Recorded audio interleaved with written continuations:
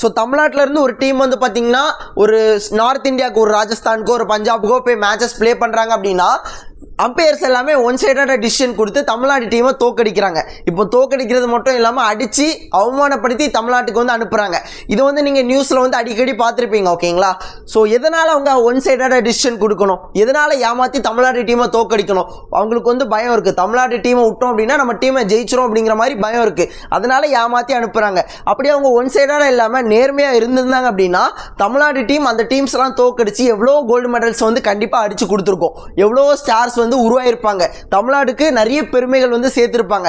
இப்போ தமிழ்நாட்டில இருந்து ஒரு பிளேயர் வந்து யூனிவர்சிட்டி கேம் பிளே பண்றதுக்கு ராஜஸ்தானுக்கோ பஞ்சாப்க்கோ போறாங்க அப்படின்னு வச்சுப்போமே, அங்க வந்து அவன் மேட்சை எப்படி ஜெயிக்கணும் அப்படின்னு பார்ப்பானா, இல்லைனா இந்த இடத்துல நான் இந்த ஸ்கில் பயன்படுத்தணும் அப்படிங்கிற மாதிரி மேட்சை பத்தி யோசிப்பானா, இல்லைனா எந்த அம்பையர் எங்க ஃப்ராடுத்தனம் பண்ணுவோம் அப்படிங்கறத அதை பத்தி யோசிப்பானா?